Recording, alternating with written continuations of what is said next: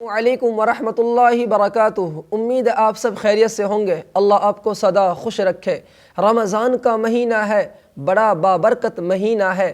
اس مہینے کے اندر اگر آپ کے دروازے پہ کوئی سائل سوال کرنے آ جائے، کوئی مانگنے والا سوال کرنے آ جائے، اللہ کی قسم ان کو کبھی واپس نہ بھیجنا۔ اگر آپ کے پاس کچھ بھی نہ ہے تو آپ اسے پیارے انداز میں کہہ دیں، بھائی میرے پاس اس وقت کوئی چیز موجود نہ ہے، چلے جاؤ، اللہ کے لیے مجھے معاف کر دو۔ ایسے لہجہ استعمال کرنا، نہ کہ کسی کو کڑوے الفاظ سے ڈانٹنا، ایسی غلطی کبھی نہیں کرنا۔ ایک چھوٹا سا واقعہ سناتا ہوں۔ ایک جوان تھا، وہ کھانا کھا رہا تھا، بیوی قریب بیٹھی تھی۔ اچانک ایک سائل آ کے، ایک مانگنے والے آ کے سوال کر دیا، اللہ نام پہ کچھ دے دو۔ اس نے بیوی سے کہا کہ یہ کھانا اٹھاؤ، اس ساحل کو لے جا کے دے دو۔ بیوی ہنستی ہنستی جا کے اس ساحل کو کھانا دی۔ جب واپس ہوئی تو روتی ہوئی آ رہی تھی۔ شوہر نے کہا کہ تم روتی کیوں ہو؟ کھانا لے کے تم ساحل کے پاس گئی، مانگنے والے فقیر کے پاس لے کے گئی، خوشی خوشی گئی، لوٹتی ہو تو روتی ہوئی کیوں واپس آئی؟ بیوی کہنے لگی، اصل میں بات یہ ہے کہ جو فقیر سامنے گیٹ کے باہر کھڑا تھا، جو ساحل آواز لگا رہا تھا، جس کے پاس میں کھانا لے کے گئی، وہ اصل میرا پہلا شوہر تھا۔ مجھے رونا آ رہا ہے کہ یہ میرا پہلا شوہر تھا۔ اس کے پاس مال بہت زیادہ تھے، عزتیں تھی، شہرت تھی، خوب مال تھا، عیش و عشرت کی زندگی گزار رہا تھا، لیکن میں رو اس لیے رہی ہوں۔ اچانک ایک دن اس کے مکان پہ ایک مانگنے والا فقیر آیا تھا۔ اس نے اللہ نام پہ صدا لگائی۔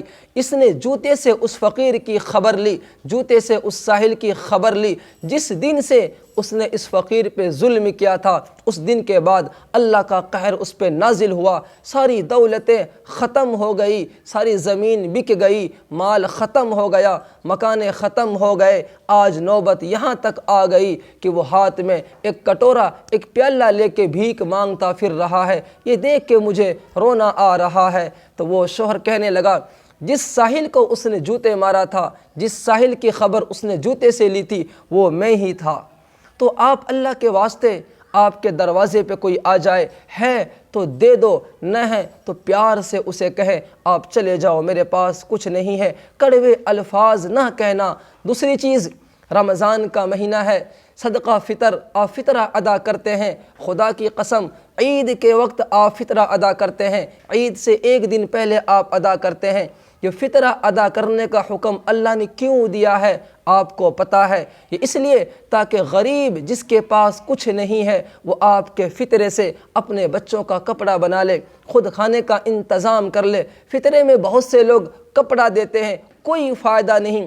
بھلا ایک بات تو بتائیں، وہاں دوا کی ضرورت ہے، کپڑے سے دوا انسان لے نہیں سکتا۔ وہاں بھوک کی ضرورت ہے، بھوک ہے، بھوک کیسے مٹائے؟ آپ کپڑے دیتے ہو، کپڑا بھوک کو ختم کبھی نہیں کر سکتا۔ اللہ کے واسطے فطرہ آپ رمضان میں ہی ادا کر دیں، 10 رمضان سے پہلے دے دیں، 15 تک، 20 تک، 25 رمضان تک آپ فطرہ دے دیں۔ اتنا وقت اس غریب کے پاس رہے کہ وہ اس فطرہ کا جو ناج ہے، جو بھی چیز آپ دیتے ہیں، ان کو وہ بیچ کر ان سے پیسے بنا کے اپنے بچوں کے کپڑے سلوا سکے، وہ بھی خوشی خوشی عیدگاہ پہ جا سکے۔ عید کے دن، عید سے ایک دن پہلے فطرہ ادا کرتے ہیں، اللہ کی قسم کوئی فائدہ نہیں۔ نیکی تو ملے گی، لیکن فطرہ دینے کا جو مقصد ہے اس میں آپ کامیاب نہیں ہو پائیں گے، ایک غریب کے دل میں خوشی نہیں آ سکے گی۔ اس لیے آپ رمضان میں ہی فطرہ ادا کر دیں، 10 رمضان سے پہلے،